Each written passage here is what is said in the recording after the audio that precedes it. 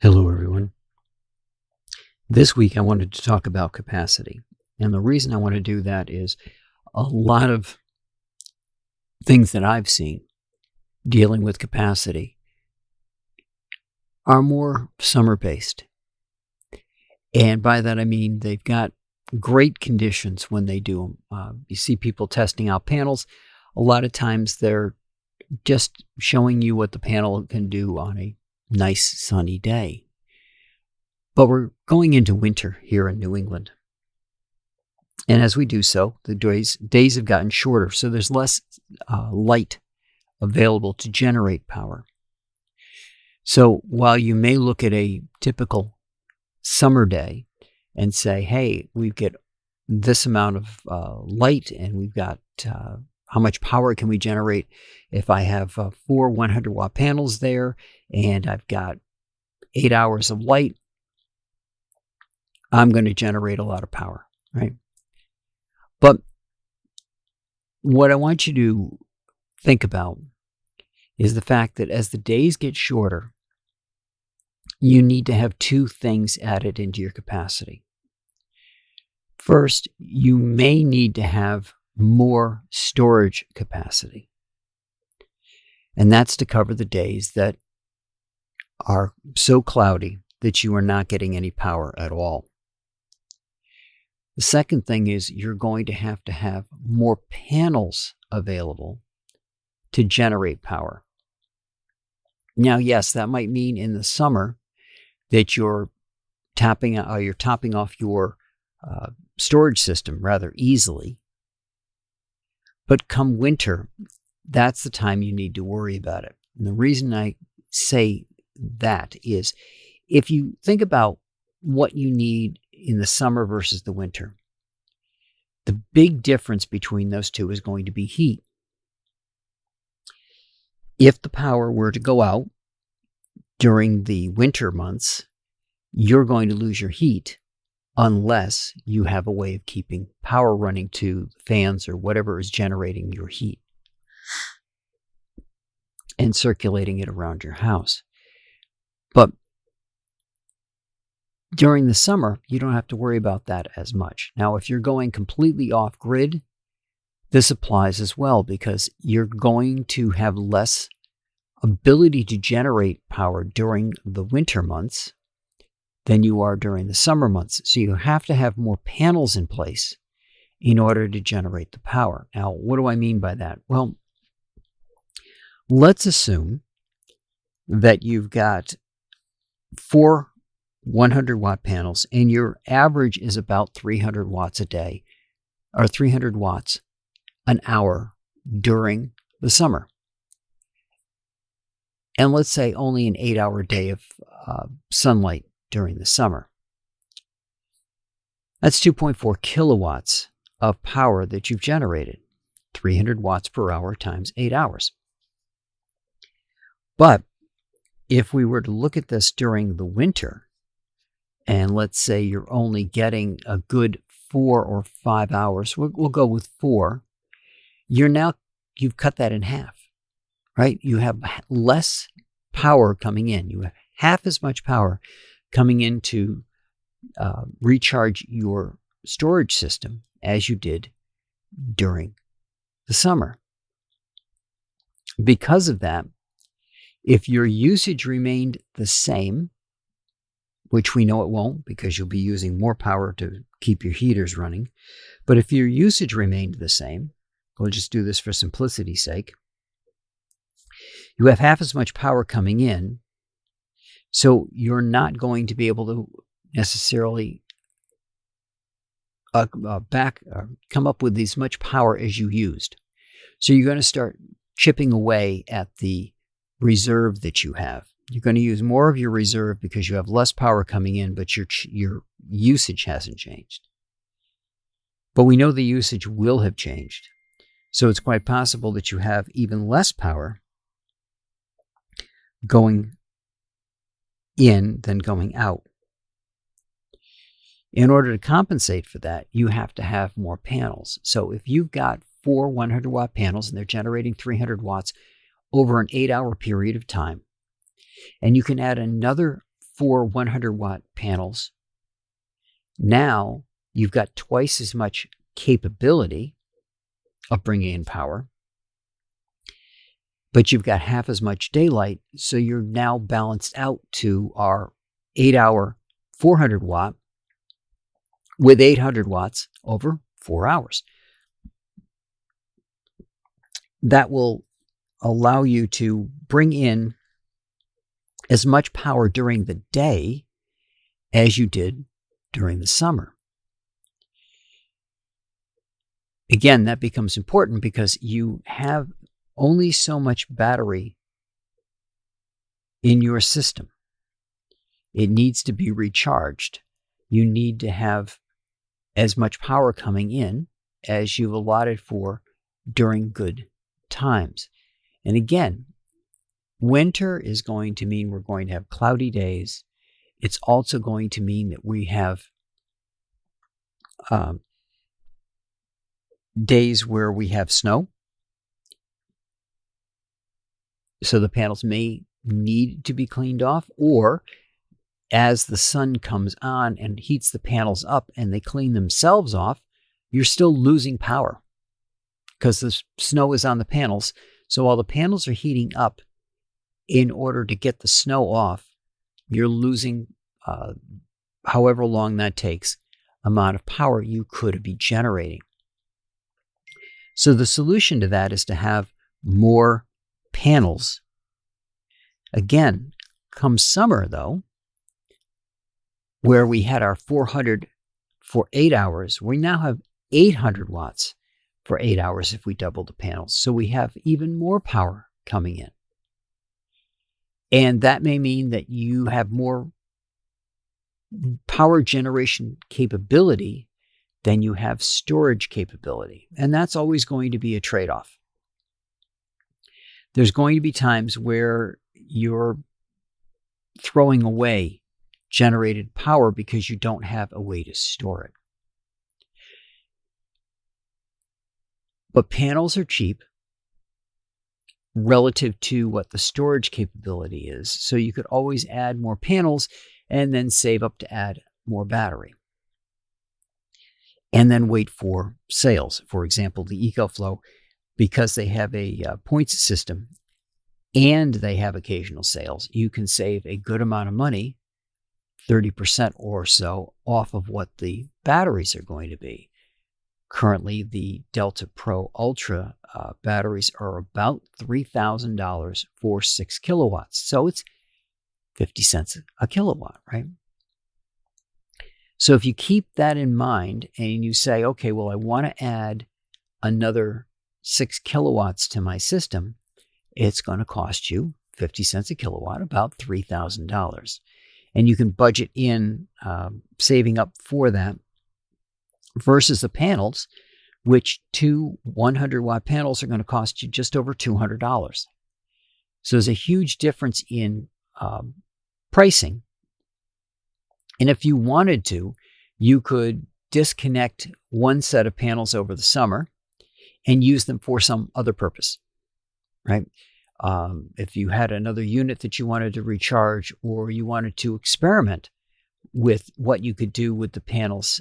One of the guys is doing something with attempting to use heating elements to heat sand, to use sand as a thermal battery so that when the sun goes down, that sand can radiate heat back into the room. And that might be something you want to look into. You might want to use it to run a cooling system. Maybe your usage during the summer and the winter are the same, and you can use that extra power.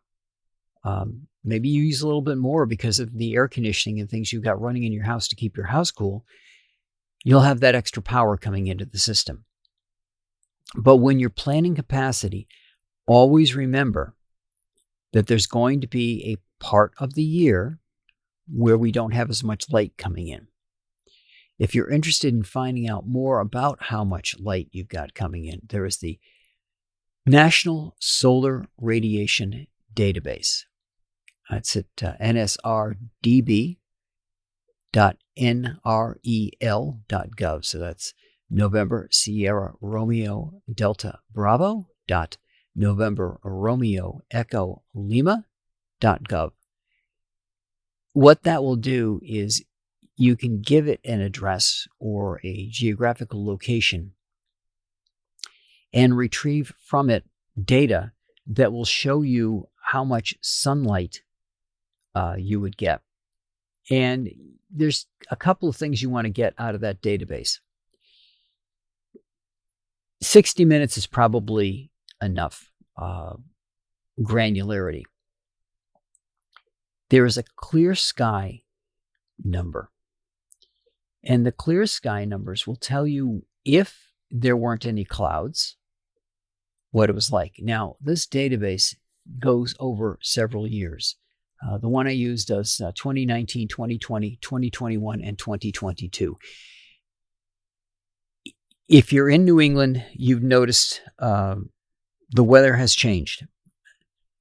The amount of snow we've gotten has gone down. Lake Champlain, for example, doesn't really freeze the way it used to. So there's been a lot of changes. What this database will tell you is for a given month, for a given day, for that year, by hour. I usually go with the, I think I've been using the Clear Sky GHI values. And there's a definition of what all of these values are. Clear Sky will tell you if there were no clouds in the sky, what you would get. And then there's the DHI value, which is vastly different. So if you want to get the absolute potential power that you could get to figure out, for example, how many hours could I get power? So we'll take January 1st, 2022, for example. Power generation would have started at 8 a.m. and ended at 4 p.m. Now, I say started, meaning it's a non-zero value. Actual power that I probably would have gotten starts at 9 and ends at 3.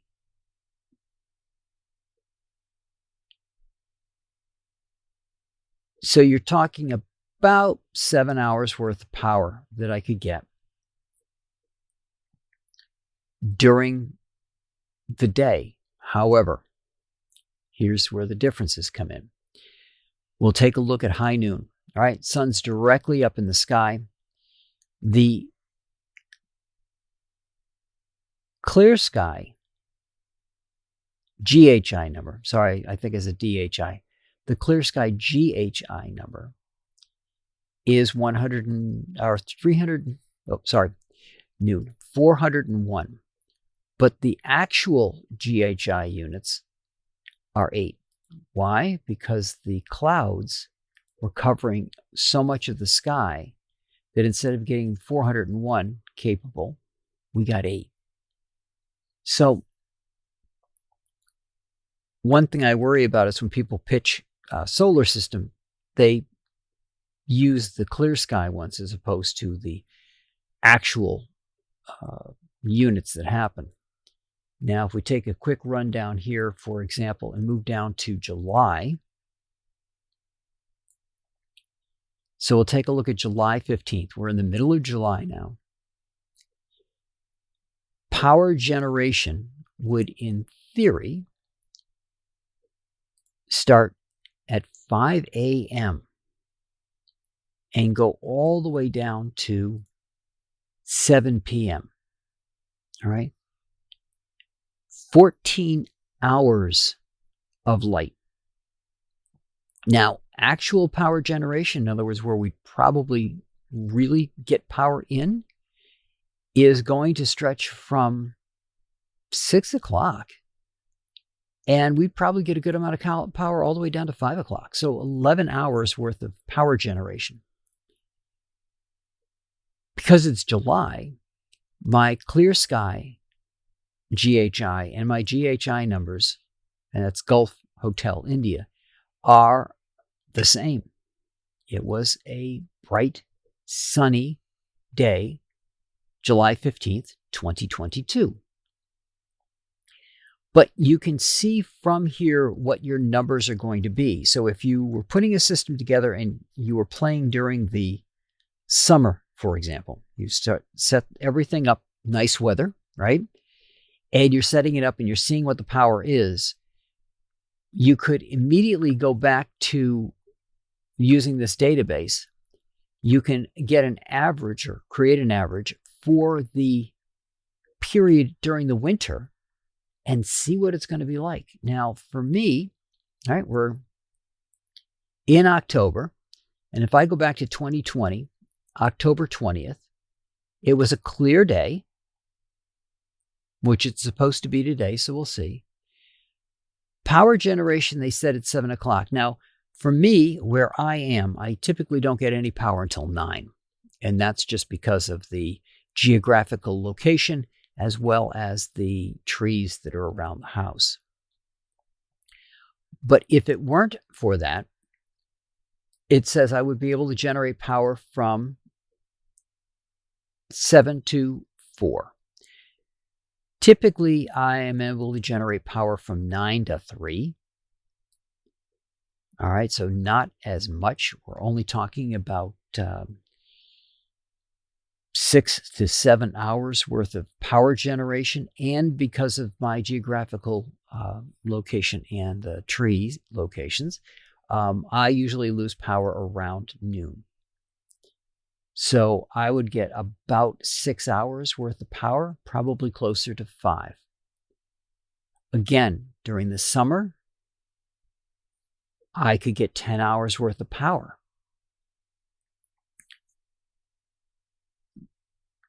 In ballpark numbers. Now I'm going to get about 5.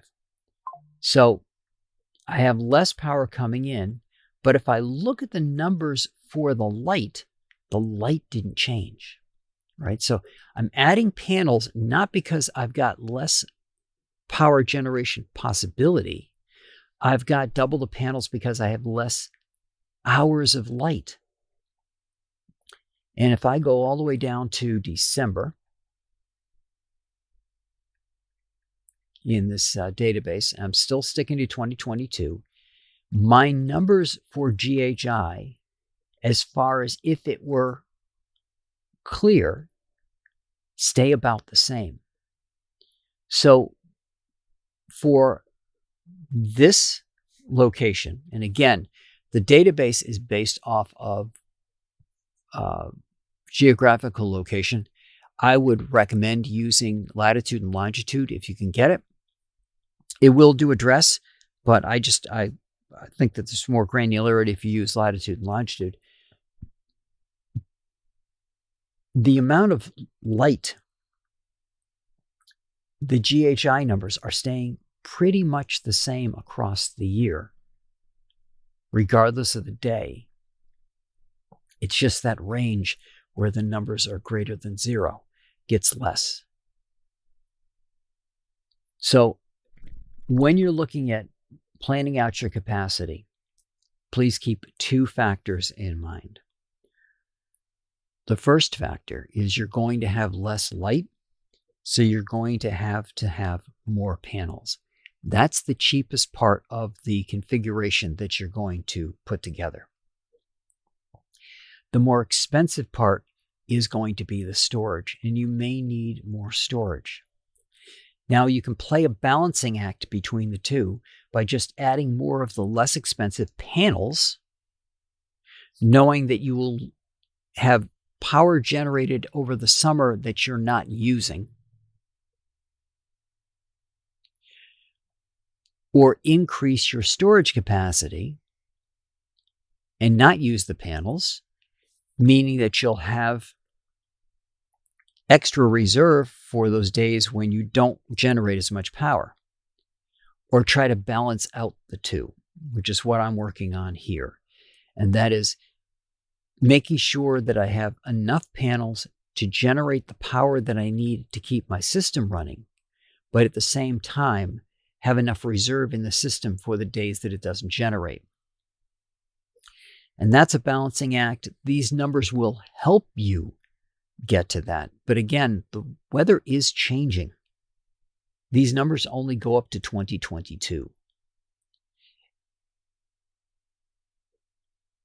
which is a good time frame. If you like playing with numbers, then you can go through these and figure out what are the averages for a particular day. If you don't like using averages and don't want to do the math, I would recommend grabbing those DHI numbers and just using 2022. All right. And then if you wanted to look at it when 2023's numbers come out, you could go look at it there. They also have a typical meteorological year. I stay away from that particular selection because I don't think the weather's staying typical. Okay. I remember having snow even as early as Halloween.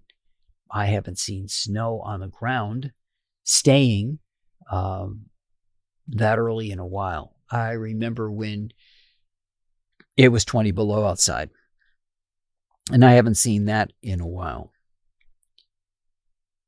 Good for creatures who couldn't survive that kind of temperature, like humans, but not so good in the fact that that means that the oceans are going to be warmer. We're going to have more storms. The storms are going to be more intense. We're going to have less snow, which means we're going to have less water flowing into reservoirs, so they can't lower them as much as they would typically do. And we're just going to have to keep an eye on how things go.